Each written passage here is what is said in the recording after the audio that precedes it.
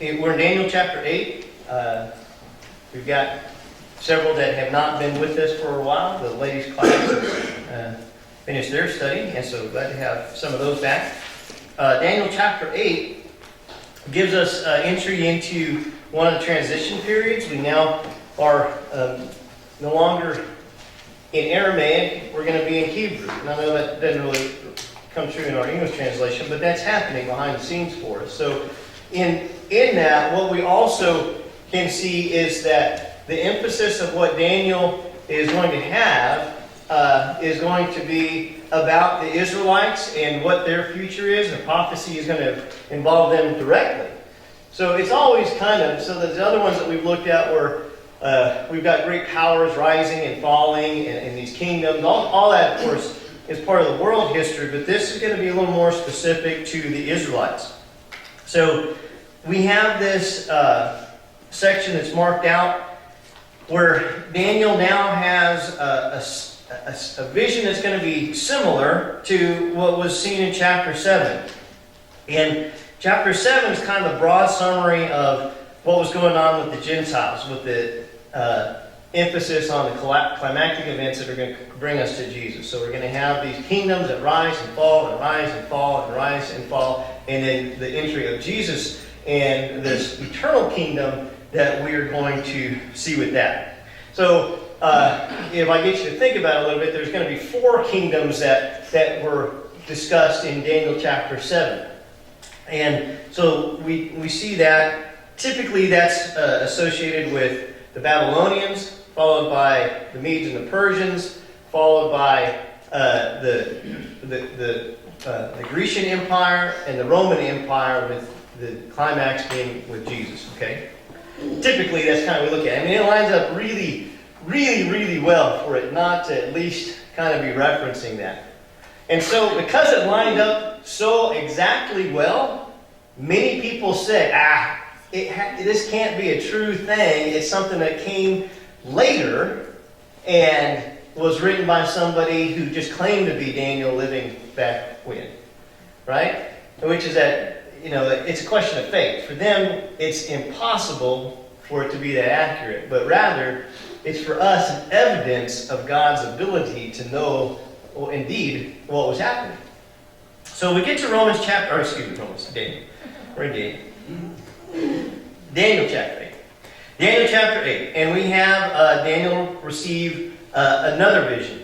Now, Daniel chapter 7, Daniel receives this vision, but it actually comes to him in a form of a dream. He specifically talks about that it was troublesome to him, and these things were the vision that he had. But this one's a little different. So in Daniel chapter 8, in the 3rd year of the reign of Belshazzar, the king, a vision appeared to me. Okay, so we jump backwards a little bit in time. Because at the end of, as we go through chapters 5 and 6, we see the end of Belshazzar. So we kind of jump backwards now also. So part of that, I say just so that we're getting the timing and making sure that we understand that, remember, Belshazzar is the king where the hand of God appears and writes on the wall, Mene, mene, tekel, parsin, that you've been weighed, you've been measured, and you've been found wanting. And so we have this, that's the king under which this happens. So we back up a little bit before that. So Daniel says, this dream, the one chapter 8, is subsequent to one which appeared to me previously, chapter 7. Okay? And I looked in the vision, and it came about while I was looking, that I was in the citadel of Susa. And if you're using an old translation, some of the older ones will say Shusha. And it's just a pronunciation thing that they were throwing in there. Shusha, Susa, it's the same place. So in this one, we jump to a different location. And it seems that probably the best thing we can understand is that Daniel moves there just in the vision. He's not actually there, but it's just that his vision takes him to this place. Now, Susa becomes the Persian capital. It becomes a very important place. But as we look at the timing we're talking about, with Belshazzar being king, it's too early for Susa to have been built up at all. So he's naming the time and the place so that we can understand something about God's vision that he's given to him. That this vision is going to take place in that at the moment it's kind of just a little town, not important. No one would have been able to guess that it was just going to become the capital. And so this is God confirming events that are about to take place. Okay? Susa was not the capital at the time, but is probably just this little small place that becomes the Persian capital. And so he says he's in the citadel of Susa, which is in the province of Elam. And I looked at the vision. I myself was beside the Ulai Canal. Yeah. Basically, he's been transported some 150 miles. If he's in Babylon, down to Susa, is about how far that would have been. And he sees this vision in this place.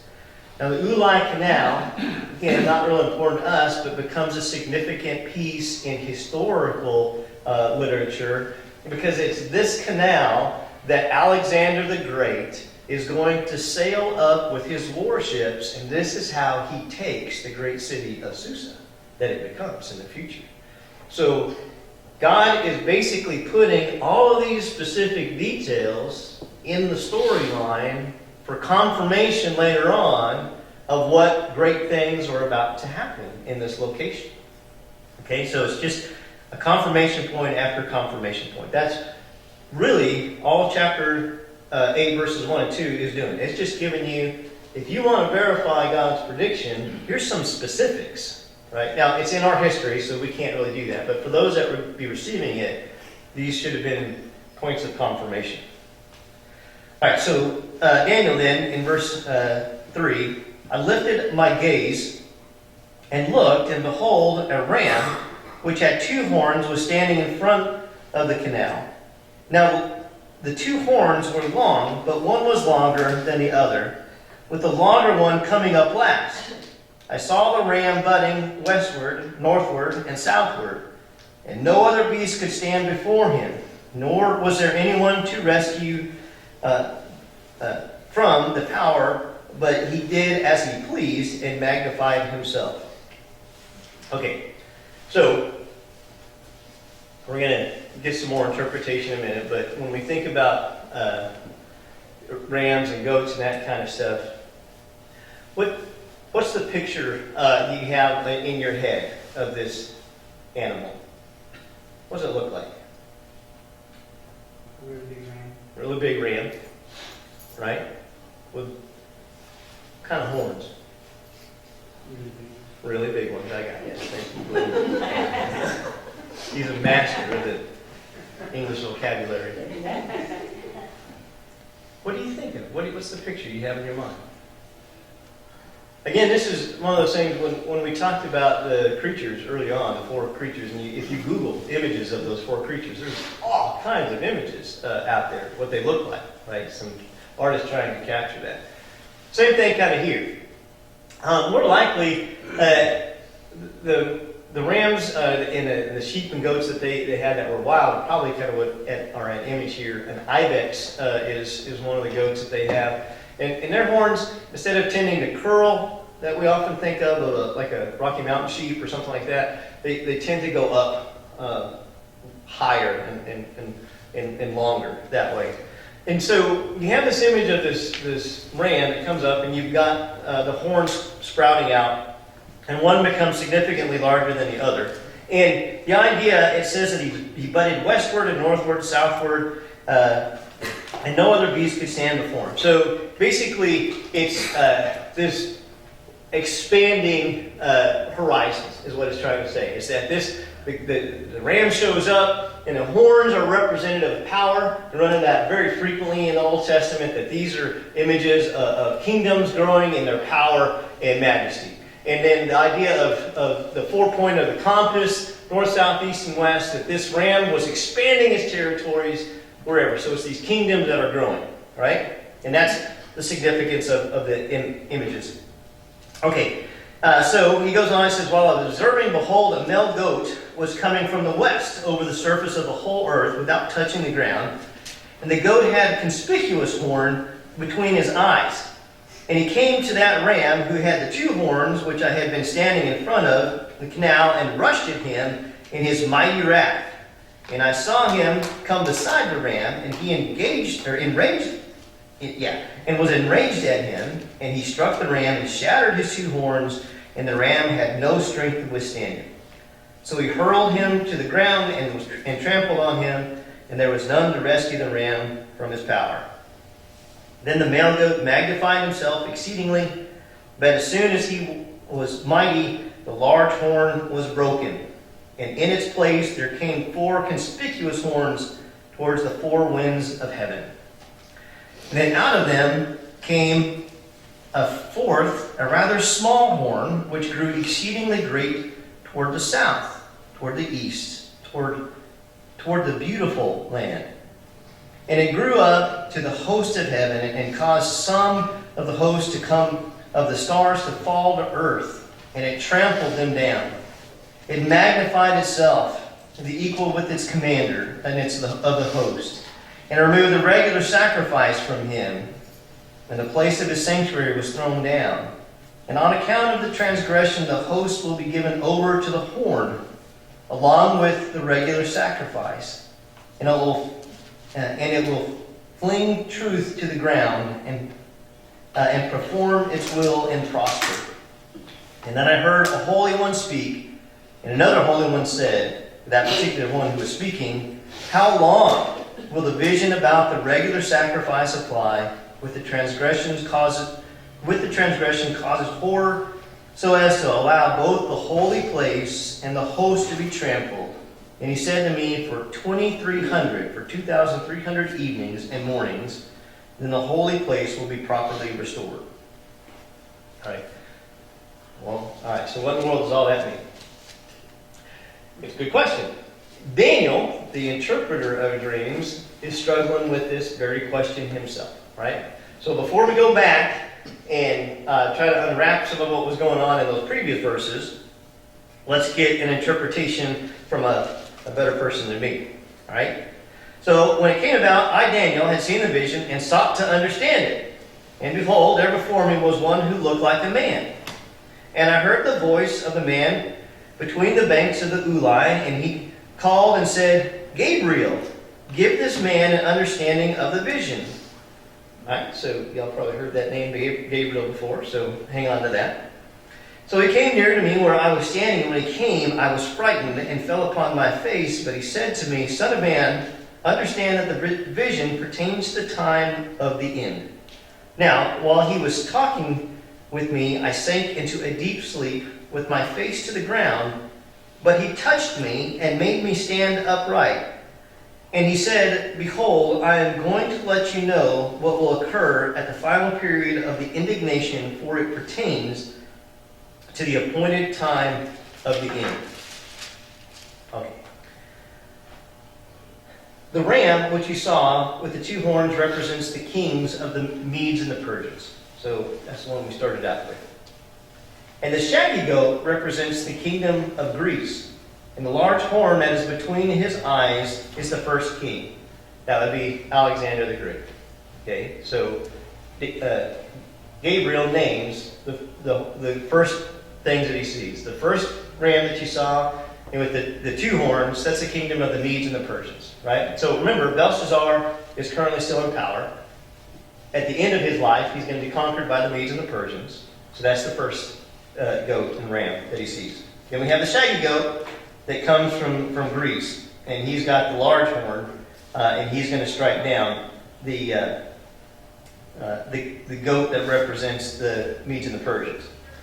And the broken horn and the 4 horns that rose in its place represent 4 kingdoms which will arise from his nation, although not with his power.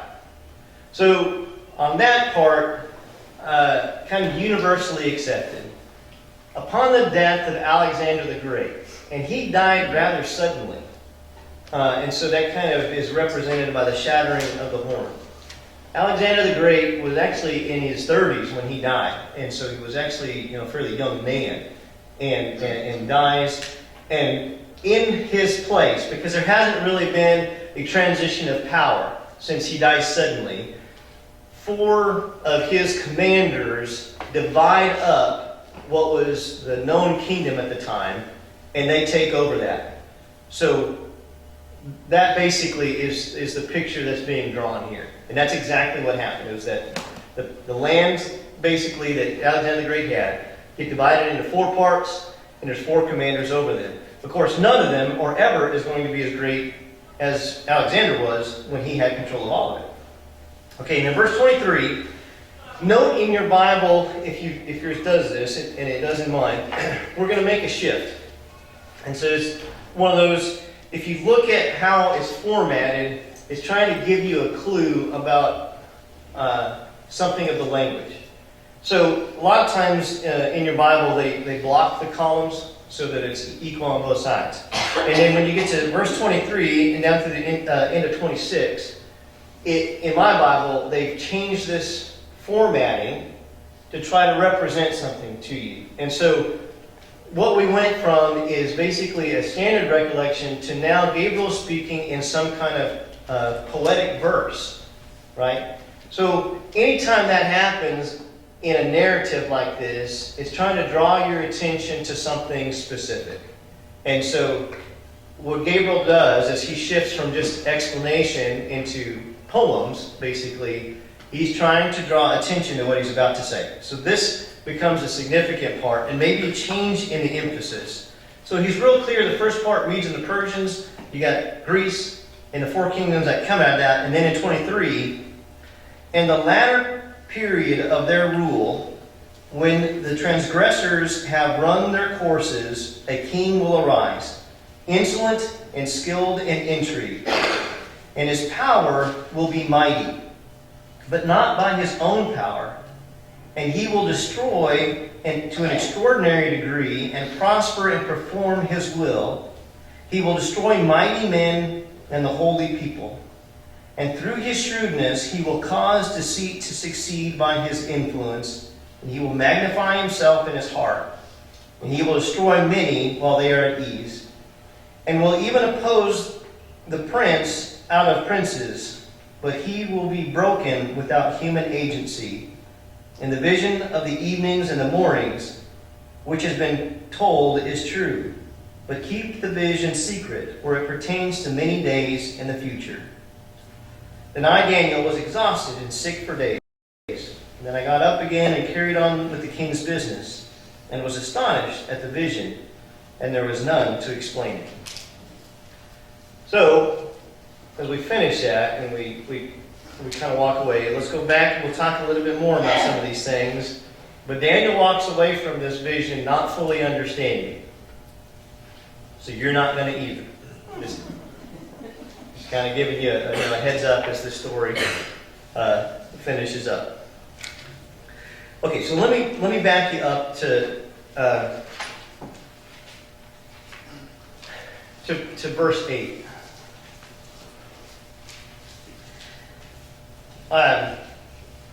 You have, as Gabriel explained to us, kind of a simple arrangement of how things are going. And we then get to verse 8. Then the male goat magnified himself exceedingly, but as soon as he was mighty, the large horn was broken. So that was what I was talking about, where we have Alexander pass away suddenly. We have 4 commanders that take over for his territories. And then in verses 9 through 14, he sees his vision, and this small horn that we have expands its territory out, and again we have this picture, just kind of continuous expansion. We don't ever get an explanation as to what this is. It says to the south and to the east and to the land that's beautiful. And there's no real clear explanation from Gabriel about what that is. And that's kind of one of those points where I think if I was Daniel, I was like, what is that? I want to know about that, right? What's the beautiful land? And he doesn't give us anything about that. Okay? But what it becomes clear in this description is that he caused some of the stars to fall to the earth and trampled on them and magnified himself. And this is a very clear picture of someone that is acting in that agency on behalf of very much like. I'm not real sure how to explain all that. But this is a description of the actions of Satan directly in this world. And so, as this little horn comes up and grows out of the four, it doesn't lead us directly into the Romans.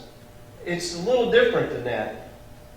What we have, it talks about that the sacrifices are ended. And so, I'm going to throw out names at this point, and that's fine if you don't pay attention. I just kind of give you the context. But Antiochus Epiphanes was the Greek commander that was in charge of Syria and Israel. Basically, that land we might a lot of times call the Middle East, right? He was in charge of kind of that from Syria down through, nearly down to Egypt. And he is the king that is over that time period that basically goes back into the temple of the Jews after they kind of rebuilt it from Ezra and Nehemiah. We have that time where they come and they rebuilt it, they reestablished sacrifice. And Antiochus Epiphanes is the one who is going to stop sacrifice and desecrate the temple altogether again. Okay? So the Greeks were different than the Babylonians and the Medes and the Persians. The Medes and Persians kind of took the lead from the Babylonians. And we talked about when they conquered a land, they pretty well let people live and let live. Whatever you do is fine. We just want to make sure you pay us the taxes. And they would take their best folks, like they do Daniel and his buddies, and they would utilize them. That's a pretty common way to, get them get the best of their people. That's a common, kingdom conquering technique. But they generally let you do what you wanted to with the folks back home. Now, Jerusalem ends up being sacked and the temple destroyed because they continued to be rebellious. And God had given them over to the Babylonians, and so it is destroyed. But by and large, they don't really oppose the other religions. They just want people to incorporate their religion. The Greeks were different. The Greeks took out, and what they did was they Hellenized people. Hellenizing is the idea of turning people into Greeks. So if they conquered your land, they would basically say, we have a better way, and you're going to have to conform with our way of being. And so they went out and they made people learn their language. You were required to learn Greek. You had to. You had to learn their culture. You had to do these things. And that's Alexander felt like when he went out, that was what he needed to do. So he spreads his arms out, he takes over these countries, and he would Hellenize them, turning them into Greeks. Greek practices, philosophy, all that kind of stuff doesn't fit well with Jewish thinking, right? Greeks have many gods. The Jews, number one rule, thou shalt have no other God before the Lord God. The only God that they could have. So they are always at odds with the Greeks. And it reaches its climax under Antiochus Epiphanes in about 300 and something 50-ish AD or BC. So Antiochus goes in and he basically stops sacrifices in the temple. And that's the time period in which I think we've gotten to here, the desecration of the temple. Okay? So we think about that and what's going on. It's also a vision of the end. Now, we want to jump to the idea of the end being the end. Because that's what we're looking for, the end of earth and the bringing back. But frequently in the prophecy, we talk about the end as being the time of judgment. So with the northern kingdoms, they're conquered by the Assyrians. And the prophets, when they talk about that, they talk about the end coming. And it was the end for those northern kingdoms. Same thing for the Jews in Jerusalem. The end is spoken of in Isaiah and some of these others. And they talk about the Babylonians coming in the rebellion and the kinds of things. It's the end of their rebellion. So I think we've gotten to one of those here. Jesus, as he speaks about this, is Matthew chapter 24, verses 9 through 21. See, they will deliver you up to tribulation, and they will kill you, and you will be hated by all nations on account of my name. And at that time many will fall away and betray one another and hate one another. And many false prophets will arise and be misled. And because lawlessness increased, most people's love will have grown cold. But the one who endures to the end shall be saved. And this gospel of the kingdom shall be preached in the whole world for a witness to all the nations, and that the end will come. Therefore, when you see the abomination of desolation, which was spoken through Daniel the prophet, standing in the holy place, let the reader understand. Then let those who are in Judea flee to the mountains. Let him who is on the housetop go down to get the things that are in his house. Let him who is in the field not turn back to get his cloak. But woe to those who are with child and those who are nursing babies in those days. But pray that your flight may not be in the winter or on a Sabbath, for there will be great tribulation, such as not occurred since the beginning of the world until now, nor shall ever be. The abomination of desolation, I think, that he's referring to is this, which took place already once, but I believe Jesus is now saying is going to take place again. And so there is the end that has happened and the end that is yet to come. And as we often run into when we look at prophets, there is a prophecy that is direct to those people, and I think he is speaking here directly to the Israelites, the Hebrew people, saying that this is coming for you, and you're going to see this, that the sacrifices are going to stop, and they did. That the sacrifices that they have, that they have done for all these generations, you're no longer going to be able to do those. And so that happened. Jesus then recounts that as he calls for us, that the end is coming, and that there is going to be something that is going to be even greater. I think he then takes that same thing and talks about what happens with him, right? Through Jesus, we no longer make sacrifice because he has fulfilled all the obligations, requirements that were required under the old law. So he says, yes, you're going to see that happen again, and we will end sacrifice. But this will then lead to the end of all things. We get down to the end of it, and here is, I think, what we struggle to understand. We receive a prophecy in chapter 7 that is very similar to what we had in chapter 8. In chapter 7, we had 4 kingdoms and a little horn. In chapter 8, we have 3 kingdoms and a little horn. The little horn is similar in chapter 7 and chapter 8, but it's not quite the same. In chapter 7, the little horn emerges out of the 4th kingdom.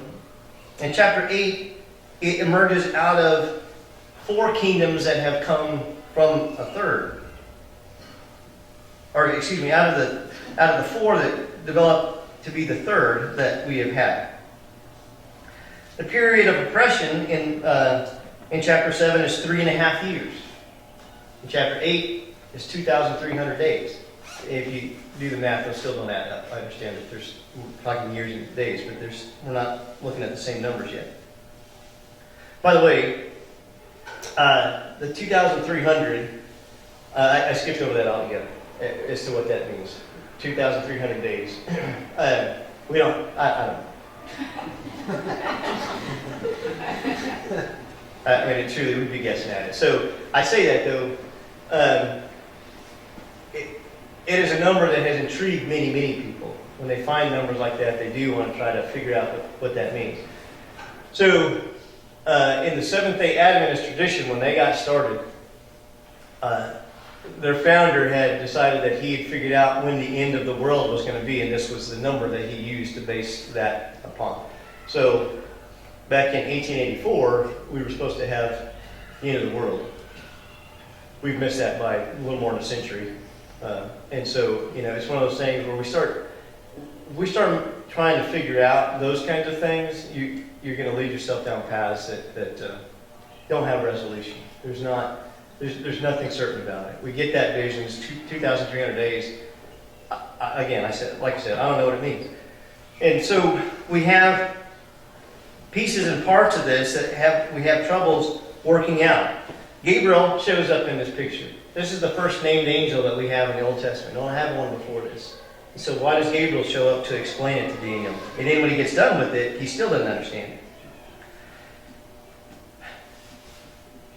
I think what Daniel is, again, simply trying to do is frame for us what is happening in God's bigger plan and validate that for us and use this to help the people at his time understand what was going to happen. And as they witness this, the hope is that they would be able to pick out these moments. Susa. What is Susa? I've heard that before.